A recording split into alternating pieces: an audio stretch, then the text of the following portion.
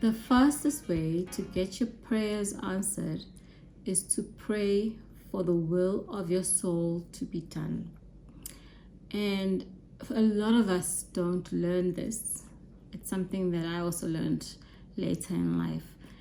So today in this episode, we'll be discussing what is the will of your soul and why is it the best way and the fastest way to ensure that you pray and get your prayers answered. My name is Ndomenhle Katwane. Welcome to another episode of my own kind of beautiful podcast where we talk about all things to do with you achieving your best beautiful life, living your own kind of beautiful. And today, following up on previous episodes where we were talking about building your energy body so that you are able to attract and see your prayers come to fruition quicker, and seeing your prayers happening in this lifetime and not your prayers happening for the future generations, for your descendants. I want to talk about a way to get to fast track your prayers coming to being. The will of your soul is what God set out for you, the prayer God had when He created your soul. Your soul is that soul spirit, that essence of God, that unique essence of God that is you. And nobody has the same soul as you. And every soul has a purpose, a unique purpose that is eternal, that is huge, and is as eternal as God is. And when it is manifested in your life, as your soul comes into being you as the human right now, it takes an aspect of that purpose in order to live and experience and fulfill a part of that purpose. As mentioned in other episodes, your soul is a huge energy, a huge power, and it cannot manifest fully into your body because it would essentially explode. Our bodies don't have the capacity to hold the energy that is the soul. So a small aspect of it comes into this experience that you are today in this lifetime in order to have you fulfill it. And so when you are imagined and created for this particular lifetime, you and your soul agree that this is the part of your bigger, broader mission that you're going to explore and fulfill in this lifetime. And you have a timeline. And this is when we talk about purpose, we talk about destiny. This is the destiny that your purpose sets out and you agree for, your soul sets out and you agree to fulfill in a lifetime. And so a lot of us, when we're born, we sort of disconnect from our soul. And as expressed in previous episodes, this happens through various ways, how our upbringing, schooling, education, culture, a lot of things lead us to being disconnected from our spiritual essence. And our life as humans is it is not based from spirit. It doesn't come from spirit, because if it did, then it would be informed by what God is, which is love. And yet here we are sitting at a time where the world is teetering on Third World War, and that is not God. God is a God of love, and your soul purpose comes from love, comes from a place of love, and it is informed by you. It informs you also to live according to the values of love. But this is something we all forget. And so one of your our first prayer should be is to remember the will of our souls, to remember our soul purpose. Soul purpose is something that is wonderful. It's that feeling of feeling purposeful, of feeling fulfilled and content in your everyday life when you are living your soul purpose. That's how you will feel. And I am not saying that if you do not pray for the will of your soul, and you do not pray that the will of your soul influences and informs what comes into being in your life, you won't be able to achieve a life of abundance. A lot of people have done that for hundreds and millennia of years. People have lived through sheer will and have been able to manifest with the divine good things. But we are now living in a time where there's a greater calling for humanity to really return to being soul-led, soul-based, living from God essence, so that we create a world of love, a world of peace, where there's prosperity for all and there's joy for all. And that is why a lot of people who have material success, who have the people we look up to, a lot of them are not fulfilled. And that's why they want more and more external validation. They want more awards. They want more people following them, more people voting for them, because that is how they feel validated. And when you're living from soul essence, you do not seek validation externally. You have that fulfillment from within you, and you also do not feel the need to take from others. You are actually wanting to give and share and be of service.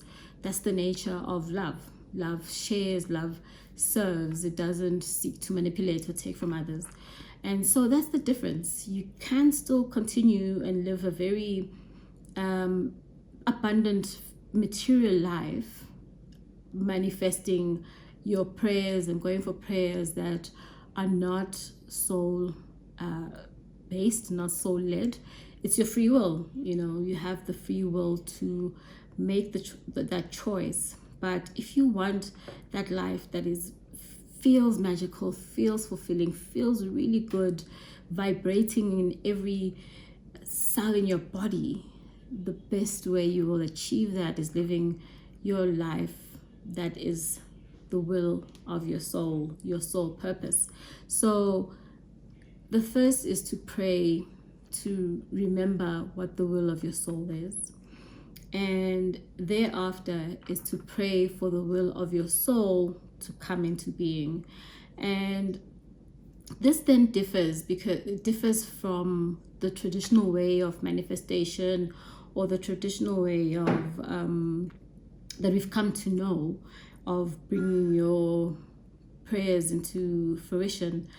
It differs because then you actually probably don't pray with an end in mind. So you don't pray with the car you want in mind. You don't pray with the particular job in mind. You pray for the will of your soul, whatever that is, up until you get to a point where you now know that this is my life purpose. And so I vibrate towards, and I'm attracted to this opportunity here, attracted to living in this country here, or in this home here, in this piece of land here. And it takes a lot of work because it's something that we are not used to, but it is something that is achievable. And so it is important to get to that point, and that is the point of where miracles happen. When you are in sync with your soul purpose, with what you and your soul agreed to have you do in your lifetime, that is when things will happen the fastest for you. That is when your abundance will happen faster. That is when you'll attract all the opportunities you want, whether it's the family, the partner, the travel, your living situation, your family situation. That is the best way to attract it, the fastest way. It's like that is the miracle super stream, so to speak, because you are living, then your soul is embodied in you, it's embedded in you, it's melded in you, in your everyday beingness. And therefore it directs your steps, it directs, it fixes things for you, it creates those synchronicities, those coincidences in your life. And so if you want to live and manifest prayers the fastest way possible to manifest a beautiful, fulfilling life, then you have to pray for the will of your soul to be done. The same way, the most popular prayer in the world is Our Father, where we pray for God's will to be done.